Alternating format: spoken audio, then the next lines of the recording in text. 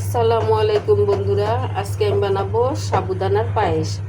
এই ক্ষেত্রে আমি সাবুদানাকে আগে ধুয়ে রেখেছি।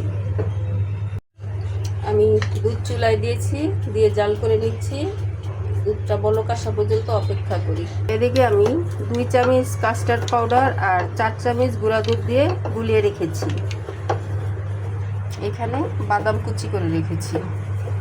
আর ঘরে যেই সব উপকরণ আছে ওগুলো দিয়ে আমি বানাবো। এইখানে আমি চীনা বাদামকে হাফ ভাঙা করে রেখেছি, কিশমিশ আর কাঠবাদাম। আগে আমি দুধটা বলক দিই, তারপর আপনাদেরকে দেখাচ্ছি। দুধটা বলক এসেছে, এখন দিয়ে দিচ্ছি সাবুদানা দিয়েছি। এখন একটু নেড়ে চেড়ে নিব, একটু নেড়ে চেড়ে একটু ঘন করে নিব। তো অপেক্ষা করেন। যে যেমন মিষ্টি খান সে তেমন চিনি দিবেন। আমি স্বাদ মতো চিনি দিয়ে দিচ্ছি, আমার যতটুকু প্রয়োজন। দিচ্ছি লবণ। এখন দিয়ে দিব কাস্টার্ড আর দুধ যে গুলিয়ে রেখেছিলাম সেই মিশ্রণটা। আর আপনাদের সাথে শেয়ার করা হয়নি, এখানে আমি 2টা এলাচ দিয়েছি। কাস্টার্ড আর দুধ দেওয়ার পরে আমি 2 মিনিট জাল করে নিলাম। এখন এটা হয়ে গেছে, চুলা অফ করে দিব। আমি অন্যদিকে আম একটু গুলায় নেই, পরে আসছি আপনাদের সাথে। এখন আমি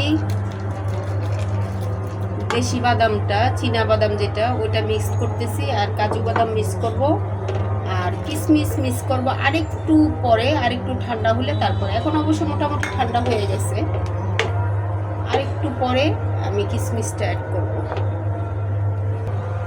এখানে আমি কিছু আম গুলিয়ে নিয়েছি, এটা আমি একটু পরে অ্যাড করব। কিশমিশ যখন অ্যাড করব তখন আমি এই আমটা অ্যাড করব। আর এখানে কিছু আম কিউব কিউব করে কেটে রেখেছি, এটা যখন সার্ভ করব তখন আমি এটা অ্যাড করব।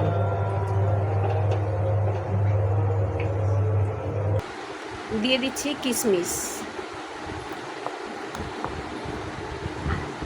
এখন দিব গুলিয়ে রাখা আমগুলি।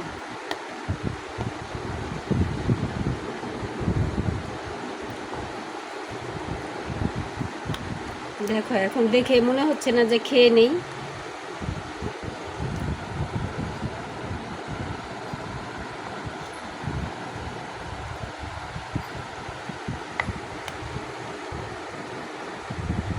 হলো আমার সাবুদানার পায়েস, জানাবেন।